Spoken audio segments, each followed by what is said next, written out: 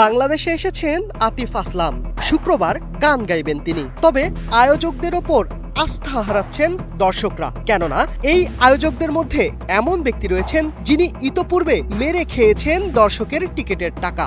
তাই নিজেদের কেনা টিকিট বিক্রির হিড়িক পড়েছে। কনসার্ট অ্যালার্ট বাংলাদেশ পেজে নিজের কেনা টিকিট নানা বাহানায় বিক্রি করে দিতে চাইছেন দর্শকরা।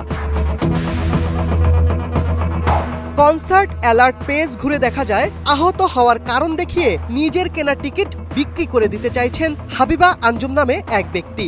সুফিয়া রহমান নামে একজন নিজের কেনা টিকিট খুবই কম দামে বিক্রি করে দিতে চাইছেন। এছাড়াও শাহরুখ হোসাইন নামে একজনকেও দেখা গেছে টিকিট বিক্রির পোস্ট করতে। সম্প্রতি দেশে এসেছেন আতিফ আসলাম। তবে কনসার্টের টিকিট কিনলেই জলে যাবে সব টাকা। কারণ এবার আতিফকে যারা দেশে এনেছেন সেই মেইন স্টেজ ইন কর্পোরেশনের ভাবভঙ্গি খুব একটা সুবিধার মনে করছেন না সাংবাদিকদের একাংশ। একজন দাবি করেছেন, এর আগে টাকা মেরে দেওয়া আনন্দ চৌধুরী এবার খোলস পাল্টে হাজির হয়েছেন মেইন স্টেজ ইন কর্পোরেশনে। এসব বিষয়ে যেসব সাংবাদিক প্রশ্ন করতে পারেন তাদেরকে বেছে বেছে ঢুকতে দেওয়া হয়নি প্রেস মিটে। তারা কেবল তাদের পোষ্য কিছু ইউটিউবারকে হাজির করেছেন আতিফ আসলামের সামনে। ফলে দর্শকরা আতিফের কনসার্টের টিকিট কিনতে আগ্রহ দেখাচ্ছেন না এবার। বৃহস্পতিবার বিকেলে আতিফ আসলামের প্রেস মিট প্রাঙ্গণ থেকে রুবেল নামে একজন ভুক্তভোগী দাবি করেছেন তারা কেবল তাদের হাতের মুঠোয় থাকা মিডিয়াকে আতিফ আসলামের সামনে হাজির করেছেন। আপনি তাকে কাভারেজ দিতে পারছেন আজকে, আপনাকে তারা ডাকবে।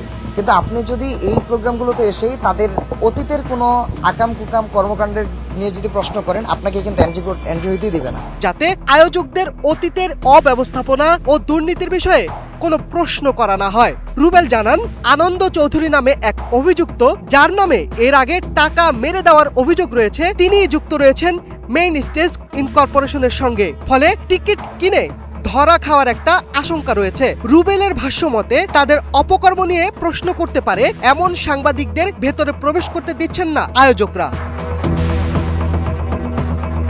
রুবেল ছাড়াও এই আয়োজন ঘিরে সন্দেহ প্রকাশ করেছেন দেশের শীর্ষস্থানীয় গণমাধ্যমের সাংবাদিকদের অনেকে।